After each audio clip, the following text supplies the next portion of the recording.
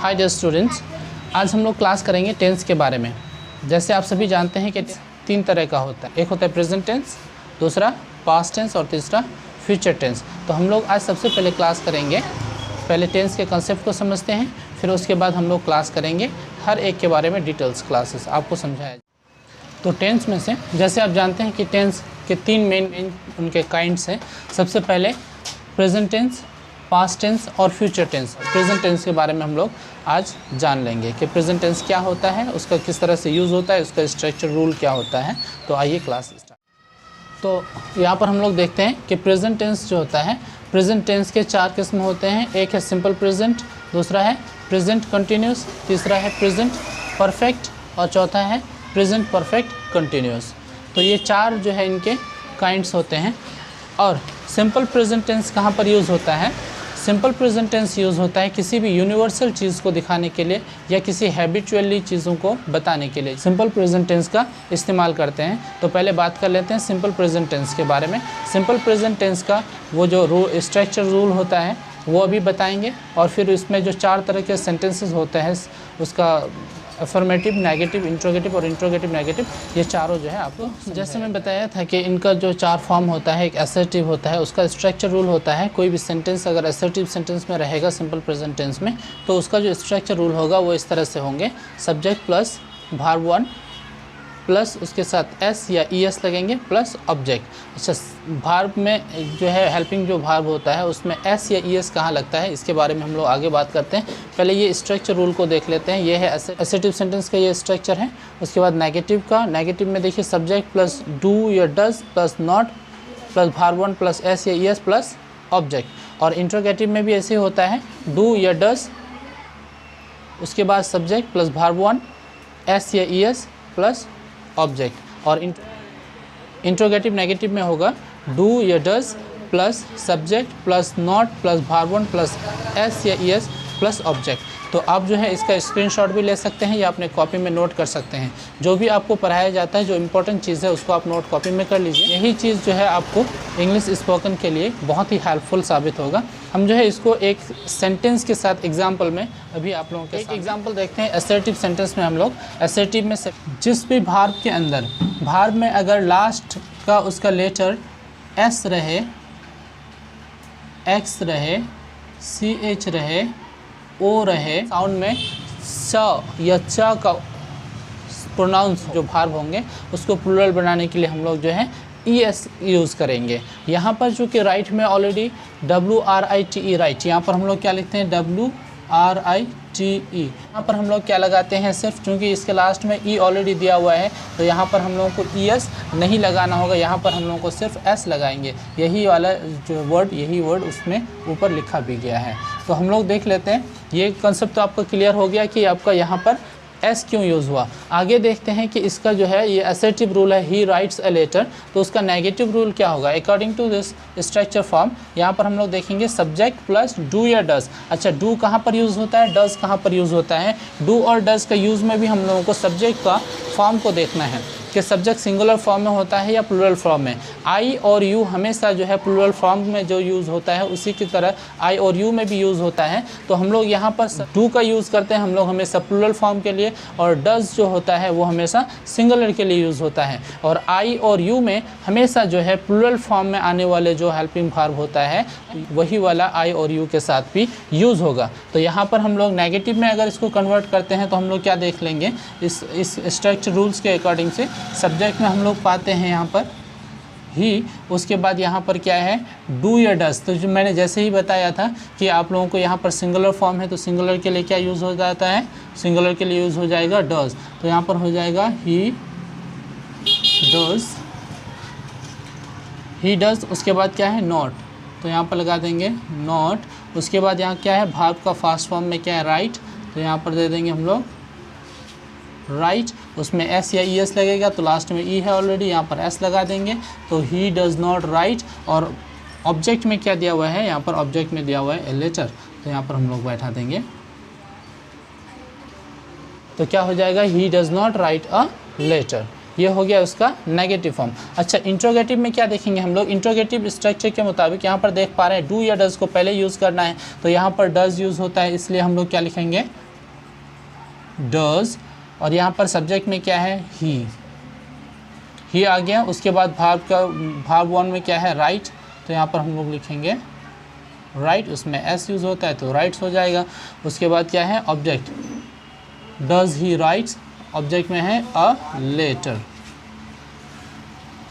Does he writes a letter. इसके last में जो होता है, इसके लास्ट में क्वेश्चन मार्क आता है, तो यहाँ क्या बन जाएगा ये sentence, does he write a letter. अच्छा, इंट्रोगेटिव नेगेटिव हम लोग देखते हैं, डू या डज पहले यूज़ होता है, तो यहाँ पर हम लोग इनमें से कौन सा वर्ब यूज़ होता है, डज, तो यहाँ पर हम लोग ले लेंगे डज। उसके बाद क्या है, सब्जेक्ट, सब्जेक्ट में दिया हुआ है ही। उसके बाद क्या है, नॉट, यहाँ पर लगा देंगे नॉट। उसके बाद क्या है, भार्ब वन, तो यहाँ पर भार्ब वन में है राइट, तो राइट लिखेंगे। उसमें कौन सा यूज़ होता है, एस या ई एस, तो एस लिखेंगे। तो क्या हो गया, डज ही नॉट राइट्स, और ऑब्जेक्ट में क्या दिया हुआ है, अ लेटर। यहाँ भी क्वेश्चन मार्क आएगा क्योंकि ये आपसे सवाल पूछ रहा है, does he not write a letter, क्या वो एक खत नहीं लिख रहा है। तो इसमें पहला सेंटेंस असर्टिव जो होता है, मैंने पहले भी बताया था, पहली वीडियोस में जहाँ पर हैज़ और हैव के बारे में बताया, वहीं पर ये भी बताया गया था आप लोगों को कि असर्टिव में क्या होता है, कोई भी चीज़ होने के बारे में। तो यहाँ पर क्या बताया जा रहा है, ही राइट्स अ लेटर, वह एक खत लिख रहा है। इसमें फुल स्टॉप यूज़ होगा क्योंकि कोई सवाल इसमें नहीं पूछा जा रहा है। दूसरा वाला सेंटेंस क्या है, he does not writes a letter, वह एक खत नहीं लिख रहा है। ये भी एक इन्फॉर्मेशन आपसे शेयर कर रहा है, तो ये कोई क्वेश्चन नहीं है, इसलिए यहाँ पर क्या होगा, ऐसे सेंटेंसेस में क्या करते हैं हम लोग, फुल स्टॉप लगाते हैं। तो यहाँ पर फुल स्टॉप आ जाएगा, क्या जो he does not writes a letter. उसके बाद नेक्स्ट सेंटेंस में क्या है, जो इंट्रोगेटिव में आता है, इंट्रोगेटिव में हम लोग जो हेल्पिंग वर्ब होता है उसको पहले लिखते हैं। तो किसी भी सेंटेंस में अगर हेल्पिंग वर्ब से स्टार्ट होता है तो इसका मतलब ये है कि वो एक क्वेश्चन वाला सेंटेंस है, यानी वो कुछ पूछ रहा है आपसे। तो यहाँ क्या है, does he writes a letter, क्या वह एक खत लिख रहा है, तो ये क्वेश्चन मार्क है, इसलिए यहाँ पर हम लोग क्या करेंगे, ये क्वेश्चन वाले सेंटेंस के लास्ट में क्वेश्चन मार्क बैठाएंगे। उसके बाद इंट्रोगेटिव नेगेटिव में हम लोग देखते हैं, इंट्रोगेटिव नेगेटिव में does he not writes a letter, क्या वह एक खत नहीं लिख रहा है, ये क्या बन जाएगा, क्या वह एक खत नहीं लिख रहा है। तो ये था एक एग्जाम्पल, ठीक है। अगले एग्जाम्पल को हम लोग देख, यहाँ पे देखिए सेंटेंस क्या है, सी रीड्स अ बुक। हम लोग अब इसके अकॉर्डिंग से हम लोग देखते हैं ये किस फॉर्म में है, ये असर्टिव सिंपल प्रेजेंट टेंस के असर्टिव में है। सब्जेक्ट प्लस भार्ब, उसके बाद एस या ई एस यहाँ पर लगा हुआ है एस, उसके बाद है ऑब्जेक्ट, ऑब्जेक्ट में हो गया ए बुक। तो ये क्या हो गया, she reads a book. Daily base पर, रेगुलरली कोई काम होता है ये डेली बेस पर होता है, तो उसके लिए हम लोग सिंपल प्रेजेंट टेंस का इस्तेमाल करते हैं। सिंपल प्रेजेंट टेंस ये असर्टिव सेंटेंस है, उसको अगर नेगेटिव बनाना होगा तो हम लोग क्या करेंगे, सबसे पहले हम लोग लिखेंगे सब्जेक्ट, सब्जेक्ट में क्या है शी, उसके बाद अकॉर्डिंग टू स्ट्रक्चर रूल में क्या होता है, डू या डज, सिंगुलर फॉर्म में ये सब्जेक्ट, सिंगुलर फॉर्म में क्या यूज़ होता है, सिंगुलर फॉर्म में डज यूज़ होता है। तो यहाँ पर क्या हो जाएगा, शी डज। उसके बाद क्या है, नेगेटिव में है नॉट, तो यहाँ पर हम लोग जोड़ देंगे नॉट, शी डज नॉट। यहाँ पर क्या है, रीड्स है ना, तो उसमें यहाँ पर लिखेंगे रीड्स, और ऑब्जेक्ट में क्या है, अ बुक। तो ये क्या सेंटेंस बन गया, she does not reads a book. पहले ये है एसेटिव रूल में और दूसरा वाला है नेगेटिव रूल में। अच्छा, इसको अगर इंट्रोगेटिव में बनाते हैं तो हम लोग क्या आ जाएगा, इंट्रोगेटिव का रूल्स क्या है, पहले डू या डज आता है, तो इसके साथ क्या लगेंगे, डज लगेंगे, जो यहाँ पे लिखेंगे डज। उसके बाद सब्जेक्ट में क्या है, सी, यहाँ पर सी लिख दिए। उसके बाद क्या है, वर्ब का फर्स्ट फॉर्म में होता है रीड, उसमें क्या यूज़ होता है एस, तो क्या हो जाएगा, शी डज सी रीड्स। उसके बाद यहाँ पर क्या है, ऑब्जेक्ट, ऑब्जेक्ट में क्या लगा देंगे, अ बुक। अब यानी कोई भी अगर सेंटेंस में पहले हेल्पिंग वर्ब आ जाता है तो इसका मतलब ये है कि ये एक सवाल है, ये एक क्वेश्चन है। तो ये क्या क्वेश्चन पूछ रहा है हमसे, does she reads a book, क्या वो एक किताब पढ़ रही है। पहले वाले सेंटेंस में हम लोग देखेंगे क्या, शी रीड्स अ बुक, वह एक किताब पढ़ रही है। She does not reads a book, वह एक किताब नहीं पढ़ रही है। Does she reads a book, क्या वह एक किताब पढ़ रही है। अब इंट्रोगेटिव नेगेटिव में हम लोग देखेंगे, इंट्रोगेटिव नेगेटिव का रूल होता है, पहले लिखना होता है डज, उसके बाद हो जाता है सब्जेक्ट, सब्जेक्ट में क्या है यहाँ पर शी, डज शी। उसके बाद आ जाएगा नॉट, उसके बाद वर्ब का फर्स्ट फॉर्म रीड, उसमें लग जाता है एस, तो क्या हो जाएगा, डज शी नॉट रीड्स। उसके बाद ऑब्जेक्ट में आ जाएगा अ बुक। क्या वह एक किताब नहीं पढ़ रही है। सवाल ये भी है, सवाल ये भी है। ये आपका पॉजिटिव क्वेश्चन पूछ रहा है, does she reads a book, क्या वह एक किताब पढ़ रही है।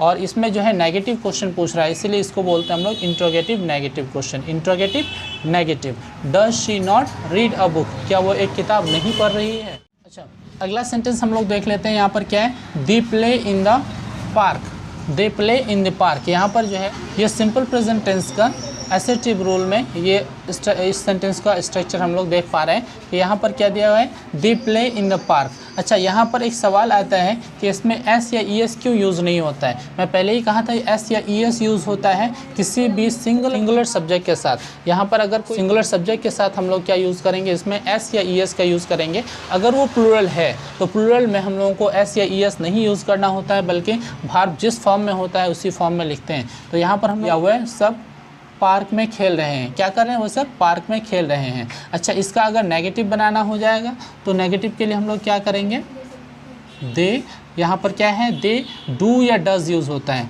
डू या डज। तो डज यूज़ होता है हमेशा सिंगुलर वर्ब के साथ और डू यूज़ होता है प्लूरल के साथ। तो यहाँ पर सिंगुलर तो नहीं है, यहाँ पर प्लूरल है, दे वह लोग बहुत सारे। तो यहाँ पर हम लोग लिख देंगे डू, दे डू। उसके बाद क्या हो जाएगा, not, they do not.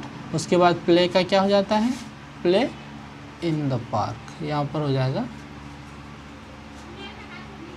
They do not play in the park. Okay, अच्छा नेक्स्ट उसके बाद देख लेते हैं इंट्रोगेटिव सेंटेंस। इंट्रोगेटिव अगर क्वेश्चन आता है तो क्वेश्चन में हम लोग क्या करते हैं, सबसे पहले हेल्पिंग वर्ब को पहले लिखते हैं। तो यहाँ पर कौन सा हेल्पिंग वर्ब यूज़ होता है, पहले लिख लेंगे डू, उसके बाद देंगे दे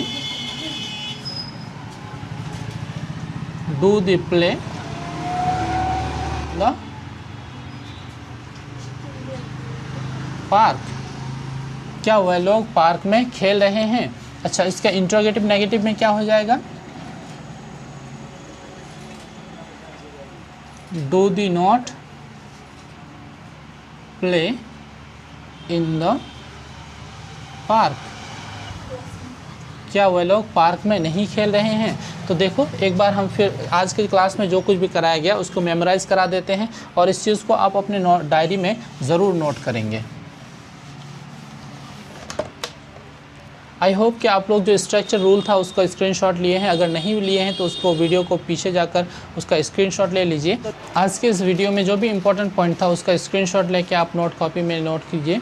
और नोट करने के बाद भी अगर किसी तरह का कन्फ्यूज़न आप लोगों के अंदर रह जाता है या कोई भी चीज़ समझ में नहीं आ रहा है तो आप हमारे कमेंट सेक्शन में जाकर कमेंट कीजिए। मैं कोशिश करूँगा कि आपके उन क्वेश्चन का सारा जितना भी आपका कन्फ्यूज़न है उन सारे कन्फ्यूज़न को मैं क्लियर करने की कोशिश करूँगा। उसके बाद हम लोग अगले वीडियोज़ में देखेंगे इस सिंपल प्रेजेंट टेंस के बाद प्रेजेंट कंटिन्यूस, फिर प्रेजेंट परफेक्ट, फिर प्रेजेंट परफेक्ट कंटिन्यूस के बारे में।